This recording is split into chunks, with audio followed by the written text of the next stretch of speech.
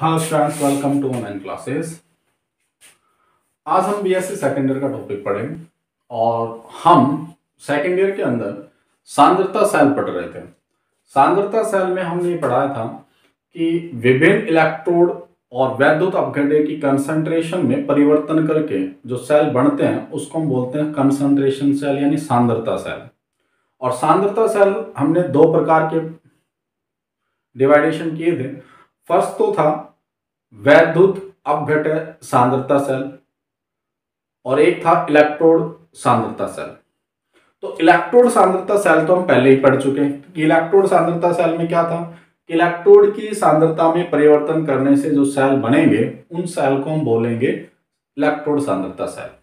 आज जो हम पढ़ रहे हैं वो हम पढ़ेंगे वैद्युत अपघटय सांद्रता सेल। क्लियर?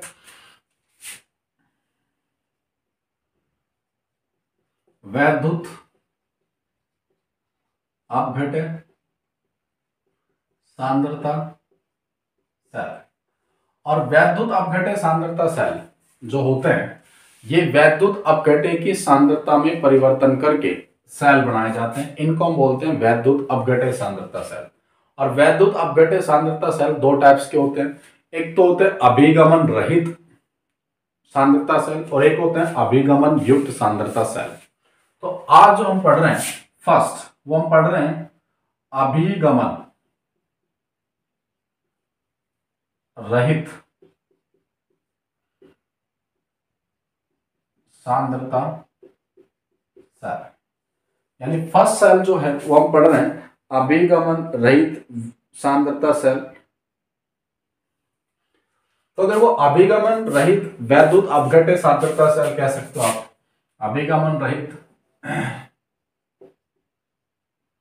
वैद्युत अपघटय सांद्रता सेल ये हमें पढ़ना है। तो अभिगमन रहित वैद्युत अपघटय जो कंसंट्रेशन सेल है उसमें जो दोनों विलयन लिए जाएंगे वो दोनों विलयन एक दूसरे के सीधे संपर्क में नहीं रहते। यानी मैं इसमें एक इंपॉर्टेंट लाइन लिख देता हूं, इन सेलों में दोनों वैद्युत अपघटय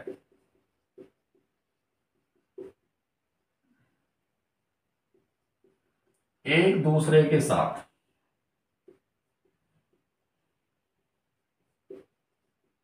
सीधे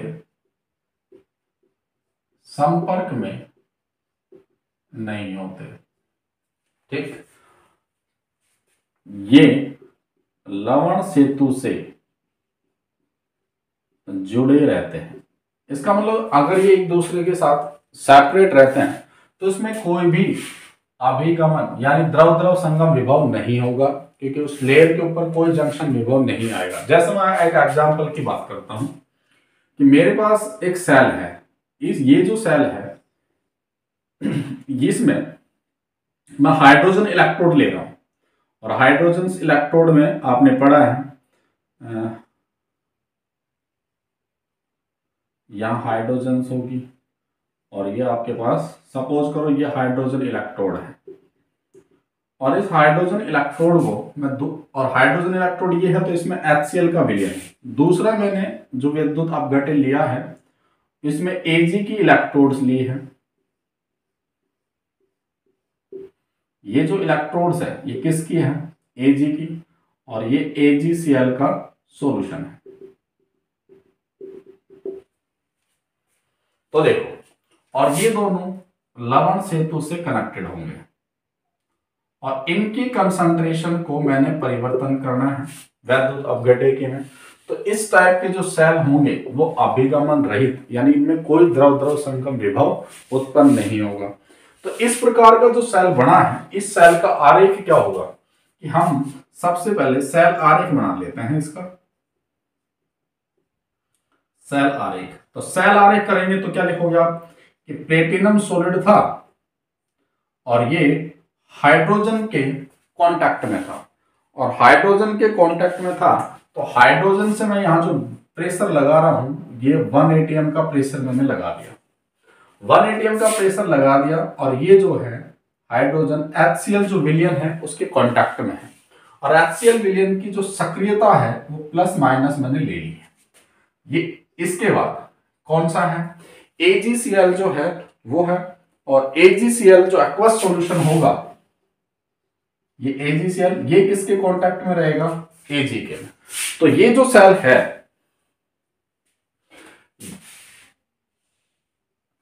ये सेल बना, इस सेल की हम इलेक्ट्रोड अभिक्रिया लिखते हैं।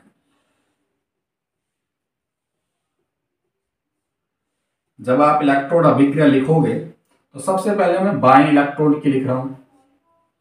बाएं इलेक्ट्रोड पर अभिक्रिया क्या होगी, बाएं इलेक्ट्रोड पर अभिक्रिया होगी half H2 is equals to, और हाफ H2 पे जो प्रेशर है वो कितना है 1 atm का, ये कन्वर्ट होगा H प्लस में और एक इलेक्ट्रॉन रिलीज हो जाएगा। क्लियर है। अब क्या होगा, दाएं जो इलेक्ट्रोड है उस पर अभिक्रिया होगी, दाएं इलेक्ट्रोड पर जो अभिक्रिया होगी वो क्या होगी, तो यहां से एक इलेक्ट्रॉन रिलीज हो गया, तो ये Ag plus plus Cl minus एक इलेक्ट्रॉन गेन करेगा और ये Ag में कन्वर्ट हो जाएगा, और AgCl जो है, या आप इसको ये कहो कि यहां जो आपके पास ये आएगा, ये H प्लस एक इलेक्ट्रॉन गेन करके हाइड्रोजन में कन्वर्ट हो जाएगा। तो AgCl सॉलिड जो होगा या Ag प्लस जो होगा वो इलेक्ट्रॉन गेन करके किस में आ जाएगा, Ag में। AgCl क्या करेगा, एक इलेक्ट्रॉन गेन करेगा, ये किस में कन्वर्ट हो जाएगा,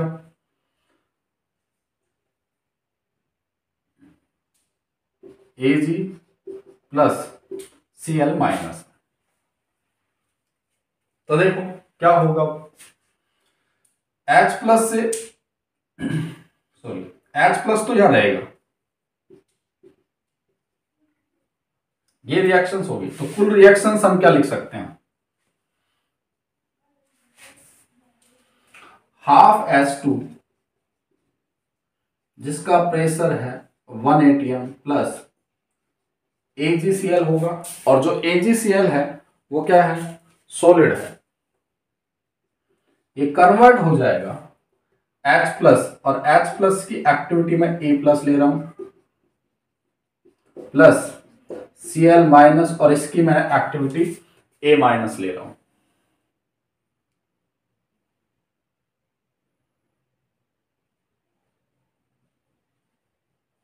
तो इसका मतलब ये हुआ कि जब हम इसकी इलेक्ट्रोड अभिक्रिया पढ़ते हैं तो टोटल इस सेल की इलेक्ट्रोड अभिक्रिया ये आएगी, यानी कंप्लीटली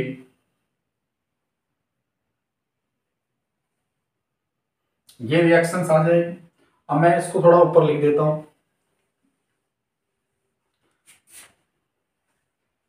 यानी इस सेल की अभिक्रिया,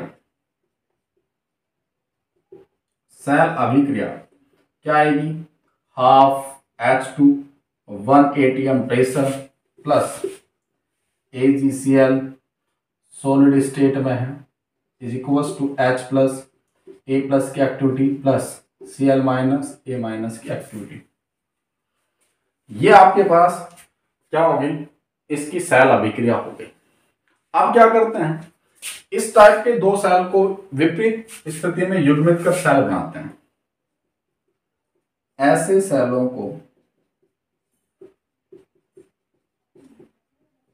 विपरीत अवस्था, विपरीत करके युग्मित सेल बनाकर उसका विभव ज्ञात करते हैं। तो देखो पहले तो आप ये सेल लो, क्या प्लेटिनम सॉलिड H2 है, इसका 1 atm प्रेशर है ये, और ये कांटेक्ट में है किसके में, HCl, और इस HCl की एक्टिविटी में लिख रहा हूं A प्लस है, ठीक। फिर AgCl है, सॉलिड है, फिर Ag है, ये भी सॉलिड स्टेट में है, तो Ag ये भी क्या है, सॉलिड है। अब इसको युग्मित कर दो, तो Ag तो आ ही गया, अब आगे क्या चलेगा, AgCl सॉलिड है, फिर क्या आएगा HCl, और इसकी एक्टिविटी अब की बार A माइनस ले लो। नेक्स्ट ये किसके कांटेक्ट में आ जाएगा, H2, इसका प्रेशर 1 atm है, और ये नेक्स्ट प्लेटिनम आ जाएगा सॉलिड स्टेट में। तो युग्मित विपरीत युग्मित करके ये सेल बन जाता है। ठीक है, ये जो सेल है, इस सेल की अभिक्रियाएं हमें लिखनी है। तो देखो इलेक्ट्रोड अभिक्रिया जब आप लिखोगे, इलेक्ट्रोड अभिक्रिया सबसे पहले हम लिखेंगे दाएं की, तो दाएं इलेक्ट्रोड पर जो अभिक्रिया होगी वो ये होगी, क्या, हाफ H2 जिसका प्रेशर 1 atm है, plus AgCl solid is equals to H plus जिसकी एक्टिविटी A+1 और plus Cl minus activity A-1, क्योंकि इसकी मैंने एक्टिविटी A+1 ले ली है, इसकी एक्टिविटी A-2 ले ली है, या A+-1 है और A+-2 है। अब बाएं इलेक्ट्रोड पर इसकी विपरीत हो जाएगी, तो उसको लेके आओ, H प्लस एक्टिविटी A+ लेकिन 2 की होगी, Cl minus A-2 is equals to half H2 1 atm pressure plus AgCl solid. इन दोनों इलेक्ट्रोडों की अभिक्रिया को आप कनेक्ट जोड़ दो, तो देखो ये पोर्शन इस पोर्शन से कैंसिल हो गया, बच क्या गया इधर, H प्लस इसकी एक्टिविटी +2 है, प्लस Cl माइनस इसकी एक्टिविटी 2 है, is equals to H plus activity 1 plus Cl minus activity 1 हो गया। नैनसर्ट समीकरण लगा दो इस पर,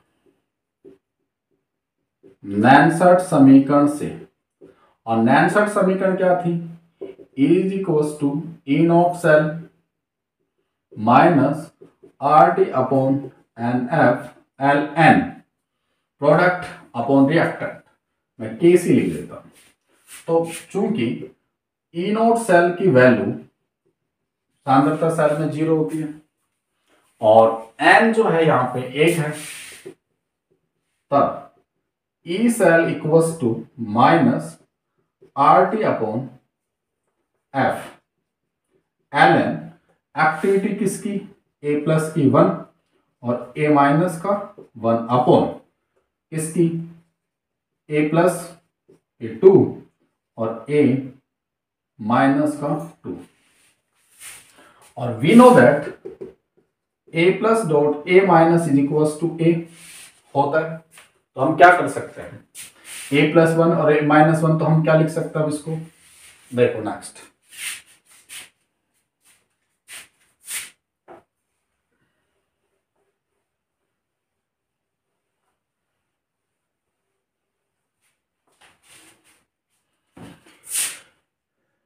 E cell is equals to minus RT upon F ln A plus minus 1 का square upon A plus minus 2 का स्क्वायर, तो E cell is equals to, और A+-1 को मैं क्या लिख सकता हूं, A, तो मैं लिख सकता हूं minus RT upon F ln, इसको A1, इसको A2, इसका स्क्वायर, इसका स्क्वायर, तो मैं इसको लिख सकता हूं E cell is equals to RT upon F ln A1 upon A2 upon A1 का स्क्वायर, तो ये आगे आ जाएगा, तो E cell is equals to 2 RT upon F ln A2 upon A1। इस इक्वेशन से आप इस इलेक्ट्रोड की, इस सेल का सेल विभव ज्ञात कर सकते हैं।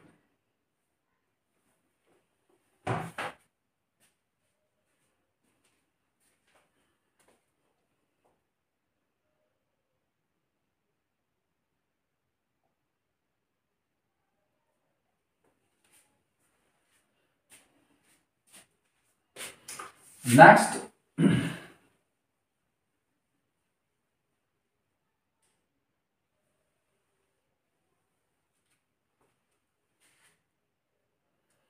या मैं इसमें अभी जो सेल बना रहे थे हम क्या लिख रहे थे, उसको सेल को मैं वापस लिख देता हूँ। ये सेल युग्मित कर दिया अपन ने, ये सेल की बात चल रही थी। अगर कोई इलेक्ट्रोड धनायन या ऋणायन के प्रति उत्क्रमणीय है तो उसका हम क्या करेंगे, E cell is equal to 1 upon V plus minus R T upon F L N A two upon A. इस इक्वेशन से हम उस इलेक्ट्रोड का इलेक्ट्रोड विभव कैलकुलेट कर सकते हैं, और यहां आप नंबर ऑफ इलेक्ट्रॉन्स को पुट अप करोगे। ठीक, V प्लस माइनस क्या है यहां, V प्लस एवं V माइनस क्रम से धनायन एवं ऋणायन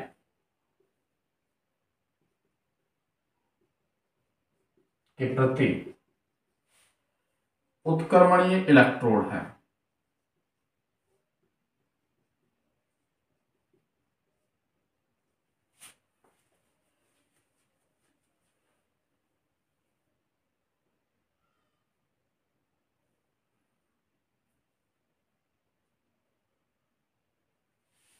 तो ये जो सेल है, ये सेल, और यहां A1 is greater than A2 है, ये ध्यान रखना। यानी एक्टिविटी जो HCl की होगी A1 वाली की, उसकी ज्यादा है देन कंपैरिजन किसके, A2 के।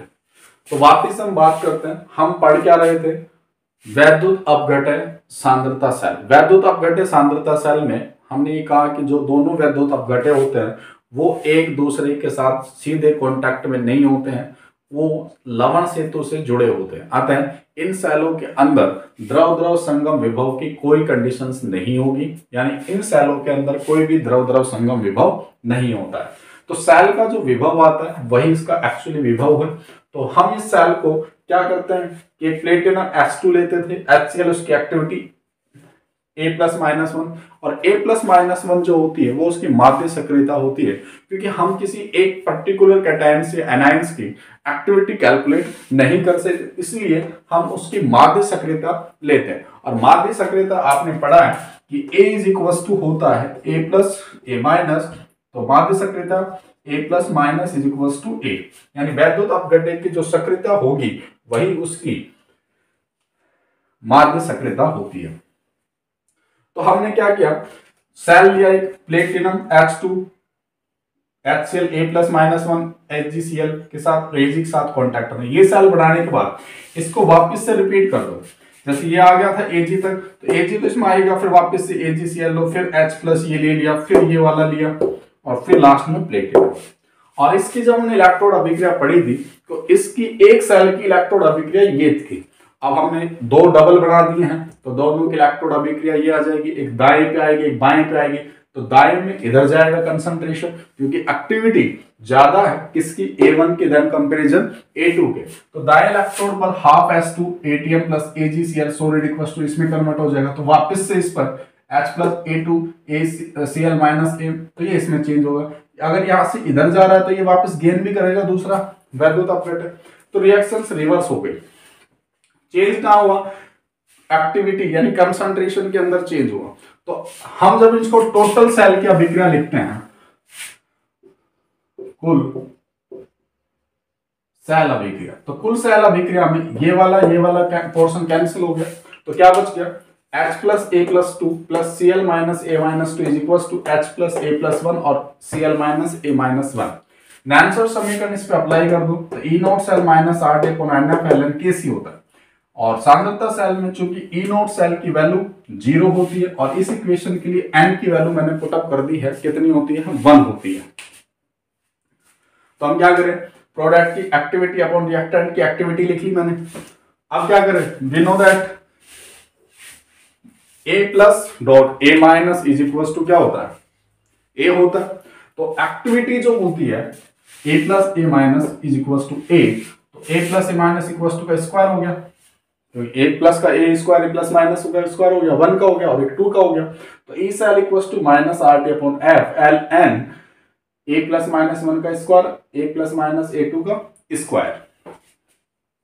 यहां से हम ये लिख सकते हैं ए वन अपॉन ए 2 का स्क्वायर हो गया। तो माइनस ये चल रहा था, ये वापस से चेंज कर दो तो ये माइनस माइनस प्लस होकर इक्वेशन आ गई। इस इक्वेशन से हम इस टाइप, और ये घात एल एन के घालों के घात है तो ये पावर आगे आ गई, तो R T upon F L N A 2 upon A one, ये इक्वेशन आपके पास आ गई है। इस इक्वेशन से हम जो वैद्युत अपघट्य कंसंट्रेशन सेल होते हैं उसका सेल विभव ज्ञात कर सकते हैं। अगर किसी वैद्युत अपघट्य के अंदर V प्लस और V माइनस धनायन और ऋणायन नंबर ऑफ धनायन ऋणायन है तो 1 अपॉन V प्लस, इस फॉर्मूले से हम उस सेल का विभव कैलकुलेट करेंगे। लेकिन आपको ये पता करना होगा कि वो जो इलेक्ट्रोड है वो धनायन के प्रति उत्क्रमणीय है या ऋणायन के प्रति उत्क्रमणीय है। तो ये कैसे पता चलता है, तो धनायन के प्रति उत्क्रमणीय मिलेगा उसमें कि जो कैटायंस चेंज हो रहे हैं वो धनायन के प्रति, और ऋणायन की कंसंट्रेशन इंक्रीज हो रही है, इट मींस वो ऋणायन के प्रति उत्क्रमणीय है। क्लियर है? तो ये जो सेल हमने पढ़ा ये सेल विभव है और इससे हम न्यूमेरिकल सोल्व कर सकते हैं। यूनिवर्सिटी में कंसंट्रेशन सेल पूछे जाते हैं, उनमें से कोई भी एक पूछेगा। अगर आपसे पूछा गया कि वैद्युत अपघट्य कंसंट्रेशन सेल क्या होता है तो उसके बारे में लिखना पड़ेगा आपको क्या है। और अगर आपसे, और इसमें तरह संगम विभव कुछ होता ही नहीं, क्योंकि विभव जनरेट होगा नहीं, सिर्फ सेल का होता है।